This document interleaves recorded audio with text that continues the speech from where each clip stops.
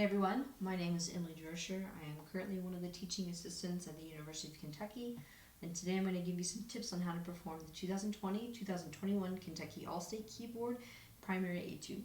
So first things first, this etude is divided into two sections. The first is a 4-mallet and the second is a 2-mallet. We're going to first talk about the first part. So number 1, tempo. It says circa 100. Which means about or around. So you don't need to be strictly at 100. So I advise to play a tempo that is comfortable for you and will give you the best success in performing this piece. I personally play it around 95 as that is most comfortable for me. So the second thing, I'm going to talk about mallet choice. For the 4-mallet, I have chosen to have a graduated set. I put a softer mallet in my mallet 1 and then a medium mallet in my other 3. This allows me to get a nice fluid sound across the different registers of the instrument while also still getting the articulation I need for the 16th notes. Third thing, while this is not necessarily a musical item, it's still an important part of being successful in performing this piece.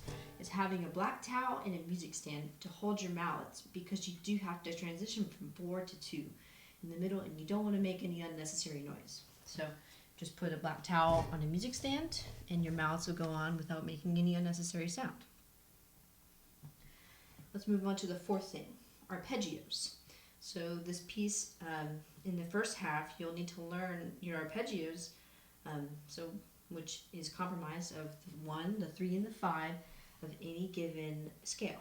So in this piece, we're in C minor, so those notes would be a C, an E flat, and a G. And so it's still the same. They move, the notes are different, but it's still 1, 3, and 5 no matter what key you're in.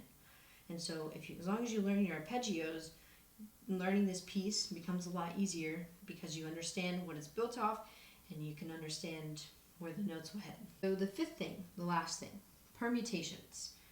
While they're not required, they do act as a good guide in how to maneuver around the arpeggios, as well as helping with the phrasing. I do recommend the permutations that are written in, but of course, if you do find a permutation or a sticking that works best for you, go ahead and do that because again, it's all about making sure that you're performing this as successful as possible. Let's move on to the second section. So when you move into the 2-mallet, you will do this after you play the final chord of the first section, and then you'll see that there's 2 lines which kind of look like railroad tracks at the end of the chord. And that tells you to take a pause. So you want to take a pause before moving into the 2-mallet section, and this would be a perfect time to switch your mallets, put them down, grab 2 mallets, and then you don't want to take too much time, but just enough time that you will think about what you're about to play next. So let's move into the first tip. Tempo. Again, it's circa 200. So ideally, you'll be playing about double the speed that you played the first half. So again, as long as you're playing a tempo that gives you the most success, that's really all you need to worry about. Number 2, a mallet choice again. For me, I just chose to take 2 of the mallets from my top 3 because, like I said, they're medium mallets, so they can get the articulation in the top half, but it's not too hard in the lower half, so it still gives me a nice fluid sound between the 2 registers.